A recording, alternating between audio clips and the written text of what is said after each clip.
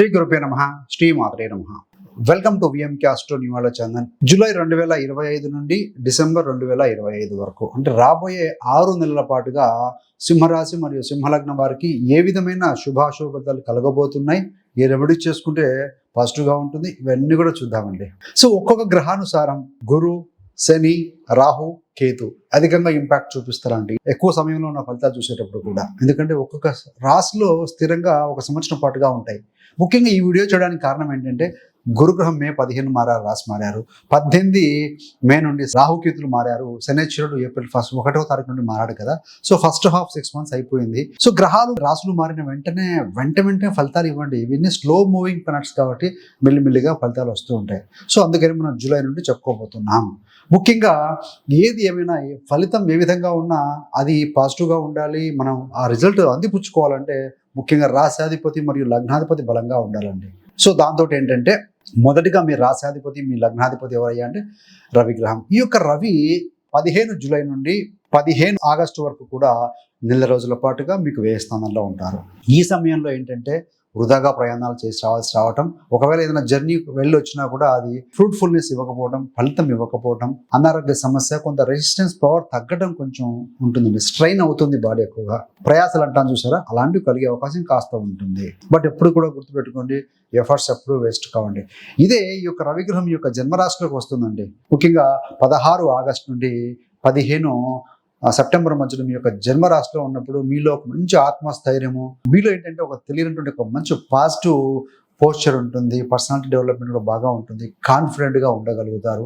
మీ యొక్క resistance power కూడా పెరుగుతుంది అని చెప్పాలి. ముఖ్యంగా ప్రభుత్వానికి సంబంధించినటువంటి ఒక పరీక్షలు రాసిన, గవర్నమెంట్ సంబంధంగా ఉన్న వర్క్స్తో డీల్ చేసిన, గవర్నమెంట్ అధికారులతో డీల్ చేసిన, పొలిటికల్ వారితో సంబంధాలు నెరవేర్చుకున్న, అదేవిధంగా గవర్నమెంట్ సంబంధించిన పరీక్షలు ఎవరైనా రాస్తూ ఉన్నా అలాంటి విద్యార్థులకి కూడా వారికి కూడా బాగుంటుందో చెప్పాలండి.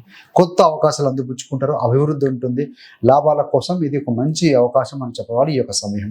మరి ఈ యొక్క రవి గ్రహము 16 సెప్టెంబర్ నుండి 15 అక్టోబర్ మధ్యలో ఈ యొక్క మీకు 2వ స్థానంలో ఉంటారు. 2వ స్థానం అంటే కుటుంబ స్థానం, వాక్కు స్థానం, ధనస్థానం. సో మీ యొక్క పరపతిని ఉపయోగించి, మీ యొక్క మాట తీరుని ఉపయోగించి ఎదుటి వాళ్ళని అట్రాక్ట్ చేయగలుగుతారు. అదేవిధంగా మీ యొక్క మాట తీరు, కమ్యూనికేషన్ ద్వారా కూడా మంచి మంచి అవకాశాలు అందిపుచ్చుకుంటారు. కుటుంబంలో పాజిటివిటీ అనేది పెరుగుతుంది. మీ యొక్క అవసరము, మీ యొక్క నెసెసిటీ మీతోటి కుటుంబంలో మంచి అభివృద్ధి అనేది కనబడుతూ ఉంటుందండి. మాట్లాడే నైపుణ్యం పెరుగుతుంది. కౌన్సిలింగ్ సామర్థ్యం పెరుగుతుంది. ప్రభుత్వ సంబంధమైన పనులు కూడా అనుకూల సమయం అని చెప్పవచ్చండి. రవి తృతీయంలో ఉంటారు. ముఖ్యంగా 17 అక్టోబర్ నుండి 16 నవంబర్ మధ్యలో 3వ స్థానంలో ఉంటారు. తులా రాశిలో రవి గ్రహం కాస్త బలహీనం కాబట్టి ఆ సమయంలో అది నీచ రాశి అంటాం. సెల్ఫ్ కాన్ఫిడెన్స్ ఎందుకు కొంచెం లో అయినట్టుగా ఉంటుంది, ఆత్మస్థైర్యం కోల్పోయినట్టుగా ఉంటుంది. ఒత్తిడి, ఆందోళన కొంచెం గురయ్యే అవకాశం ఉంటుంది. ఆ సమయంలో ఎవరితోటి కూడా వాదనలు వద్దు. పర్టికులర్గా హైయర్ ఆఫీసర్స్ తోటి, పెద్దవారితోటి, ఏదైనా ఏ రంగంలో ఉన్నా మీ పై వారితోటి, మేనేజ్మెంట్ తోటి కోపతాపాలు ప్రదర్శించకండి. అది మీకు నష్టాన్ని దారితీసే అవకాశం ఉంది. మిమ్మల్ని ఇంకా స్లో సెల్ఫ్ ఎస్టీమ్కి పడివేసే అవకాశం ఉంటుంది. ఆ సమయంలో బాగా ప్రతిరోజు ఆదిత్య హృదయం చదవండి. సూర్యుడికి అర్ఘం ఇవ్వడం వల్ల కూడా మంచి ఫలితం ఉంటుందండి. మరి 17 నవంబర్ నుండి 16 డిసెంబర్ మధ్యలో ఈ యొక్క రవిగ్రహం చతుర్థ స్థానం, ఆయన వృచ్చికంలో ఉంటారు. మిత్రస్థితంలో కుజుడింటా ఉంటారు. కాబట్టి ముఖ్యంగా ఏంటంటే భూమి, ఇంటికి సంబంధమైన విషయాలు, ఇంటి dealings, property dealings, vehicle dealings ఇలాంటివన్నీ చేస్తారండి. కుటుంబంలో మంచి ఆనందం ఉంటుంది. సో మదర్ ఇన్వాల్వ్మెంట్ కూడా మీ యొక్క కుటుంబంలో ఉంటుంది. తద్వారా మీకు అభివృద్ధి, మంచి సలహాలు ఇవ్వటం అనేవి ఉంటాయి. ముఖ్యమైన ట్రాన్సాక్షన్స్ కూడా మీరు కంప్లీట్ చేసే అవకాశం కూడా ఉంది ఈ యొక్క కాలంలో. మరి ఎన్ని చెప్తున్నాం కదా, చాలా మంది అడుగుతూ ఉంటారు date of birth, time, place of birth లేదు కదా అంటే ఎస్, దట్ ఈస్ లగ్నం నుంచి చూసేవాడి లైఫ్ ఈవెంట్స్ ఒక్కొక్క వ్యక్తికి మారుతూ ఉంటాయి. ఇవన్నీ కూడా గోచార ఫలితాలు. ప్రపంచంలో 800 కోట్ల మంది జనాలు ఉంటే 12 రాశులే ఉంటాయండి. దాదాపు 60 నుండి 70 కోట్ల మంది ఒక రాష్ట్రం జన్మిస్తూ ఉంటారు. అందుకని 30 to 40% ఇవన్నీ కూడా వర్తిస్తాయండి. రిమైనింగ్ తక్కిన విషయాలు 100% అన్నప్పుడు మీ యొక్క లగ్నం నుండి కూడా దయచేసి చెక్ చేసుకోండి. ఇవన్నీ కూడా చంద్ర ఆధారిత గోచార ఫలితాలు. మరి శని గురించి చూస్తే సింహరాశి వారికి అష్టమ శని మొదలైంది ఏప్రిల్ 1, 2025 నుండి 2.5 సంవత్సరం పాటుగా ఆ రాశిలో ఉంటారు. అష్టమ స్థానంలో అందరూ కూడా అష్టమ శని భయపడుతూ ఉంటారండి. మరి అష్టమ శని ప్రభావం అందరికీ ఒకలాగా నెగిటివ్గా, అందరికీ పాజిటివ్గా ఏమి ఉండదు. ఇది వ్యక్తి నుండి వ్యక్తికి మారుతూ ఉంటుంది. ఎందుకయ్యా అంటే అష్టమ శని జరుగుతూ ఉన్నా, ఏలినాటి శని జరుగుతూ ఉన్నా మీ యొక్క వ్యక్తిగత జాతకంలో కనుక శనైశ్వరుడు బలంగా ఉంటే పెద్ద నెగిటివ్ ఇంపాక్ట్ చూపించదండి. అంటే ది మేజర్ ఎఫెక్ట్ అనేది మీకు ఎక్కువగా మీ యొక్క జన్మజాతక చక్రంలోని శనిని బట్టి ఉంటుంది. శని కనుక జన్మజాతక చక్రంలో కూడా బలంగా ఉంటే మంచి ఫలితాలే వస్తాయి, మంచి అభివృద్ధి ఉంటుంది, కష్టపడాల్సి వస్తుంది, ఆ కష్టంతో రిజల్ట్ కూడా తీసుకుంటారు. ఒకవేళ కనుక మీ యొక్క జన్మజాతక చక్రంలో శని బలహీనంగా ఉంటే అనారోగ్య సమస్యలు, ఆఫీస్లో రాజకీయాలు జరుగుతూ ఉంటాయి, వితరమైన రాజకీయాలు చేస్తూ ఉంటారు, మిమ్మల్ని లో సెల్ఫ్ ఎస్టీమ్ పడే విధంగా ప్రయత్నాలు జరుగుతూ ఉంటాయి, ఎంత కష్టపడినా ఫలితం రాకపోవటం, టైమ్లీ టార్గెట్స్ రీచ్ కాలేకపోవటం, సమయ పాలన పాటించకపోవడంలో మాట పట్టింపులు, ఇవన్నీ కూడా జరిగే అవకాశం ఉంటుంది శని బలహీనంగా ఉంటే. ఇప్పుడు చెప్పండి, సో అందరికీ ఒకలాగా ఉంటుందండి. కాబట్టి జాతకం చూడకుండా చెప్పొచ్చు అండి. శని కనుక జాతకంలో బాగా అఫ్లిక్ట్ అయ్యి బలహీనంగా నీచ స్థానంలో శత్రుగ్రహాల దృష్టిలో ఉన్నప్పుడు ఏమవుతుందంటే 6, 8, 12 స్థానాల్లో ఉన్నప్పుడు ఏమవుతుందంటే ఆ వ్యక్తి సూర్యోదయం తర్వాత ఎప్పుడో లేవటం, 8, 9 లేవటం, లేటుగా పడుకోవడం, పరిసరాలు అపశుభ్రంగా ఉంచుకోవడం, స్నానం ఆచరించకపోవడం, పూజాది కార్యక్రమాలు ఇన్వాల్వ్ కాలేకపోవడం, గట్టిగా అరుస్తూ మాట్లాడడం, బూతులు మాట్లాడడం, మద్యం, మాంసము, అదేవిధంగా ఈ యొక్క ధూమపానం అధికంగా చేయటం, ఇవన్నీ కూడా శని బలహీనంగా ఉన్న సమయంలో కనపడుతూ ఉంటాయి. సో శని బలం పెంచుకోవాలంటే ఏం చేయాలి? So we have to be away from those things. అంటే సూర్యోదయానికి ముందే లేవటం. శని కర్మకారకుడు అండి, వాయుకారకుడు. సమ్ ఫిజికల్ యాక్టివిటీ, శని శరీరంలో కాళ్ళని ఇండికేట్ చేస్తూ ఉంటారు. కాబట్టి physical activity, some stretching exercise, brisk walk, ప్రాణాయామం, ధ్యానం చేస్తూ ఉంటే సో లెథార్జిక్నెస్ అనేది, ఆ పోస్ట్ పోన్మెంట్, ఆ ప్రొక్రాస్టినేషన్, ఇలాంటివన్నీ కూడాను తగ్గిపోతాయి. సో ఒక ప్లాన్ ఆఫ్ యాక్షన్ విధించుకొని ముందుకు వెళ్ళాలి. శని అష్టమంలో ఉండి మీ యొక్క బుధ స్థానాన్ని చూస్తూ ఉంటాడు.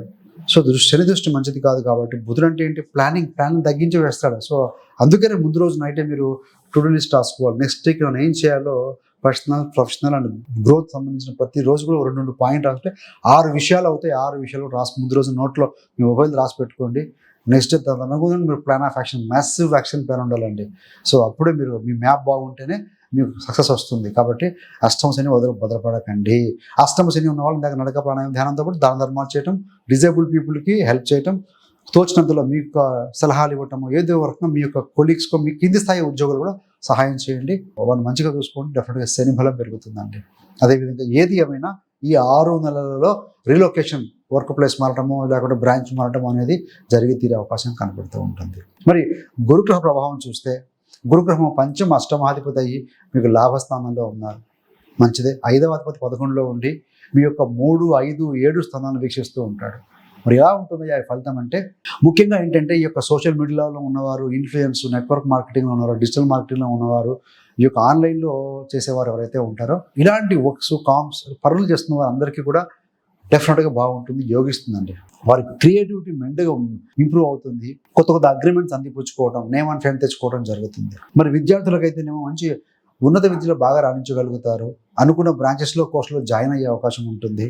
ప్రేమలో ఉన్నవారు ఇది వరకు దూరమైన వారు తిరిగి కలుసుకోవడం కావచ్చు, లేదంటే ఎవరైనా ఇష్టపడడం లాంటి కొంత జరిగే అవకాశం ఉంటుంది. We are not encouraging all those things. మరి 7వ స్థానం మీద దృష్టి పెడుతూ ఉన్నారు. గతంలో వివాహ సంబంధమైన విషయాలు డిలే అవుతున్నా, ఇబ్బందులున్నా, సో కాబట్టి ఏంటంటే మొత్తంగా సంబంధాలు దగ్గరగా రావటం, మల్టిపుల్ ఎఫర్ట్స్, మళ్ళీ ఎక్కువ సంబంధాలు చూసిన తర్వాత వివాహం కుదరటం కూడా ఈ సంవత్సరం జరిగి తిరిగే అవకాశం అయితే కనపడుతూ ఉందండి. సో గురుడి వల్ల పాజిటివ్ ఫలితాలే ఉంటాయి. శని అష్టంలో ఉన్నాడు, మరి ఏంటయ్యానంటే దాంపత్య జీవితంలో కూడా మాట పట్టింపులు, అపార్థాలు, అనుకోకుండా రాహు 7లో ఉన్నాడు, 7వ అధిపతి శని అష్టంలో ఉన్నారు కాబట్టి అపార్థాలు, అపోహలు, మాట పట్టింపులు వచ్చే అవకాశం ఉంటుంది. కాబట్టి కొంత గురుదృష్టి ఉంది కాబట్టి డివైన్ బ్లెస్సింగ్స్ వల్ల కావచ్చు, పెద్దవాళ్ళ ఇన్వాల్వ్మెంట్ కావచ్చు, సెట్ రైట్ అవుతాయని చెప్పవచ్చు. సో అందుకనే రాహు ఉంటే మాయ అండి. సో థర్డ్ పర్సన్స్, ఎదుటి వాళ్ళు చెప్పేది నమ్మకూడదు. What is practical, what is real అనేది మనం అంచనా వేసుకోగలగాలి.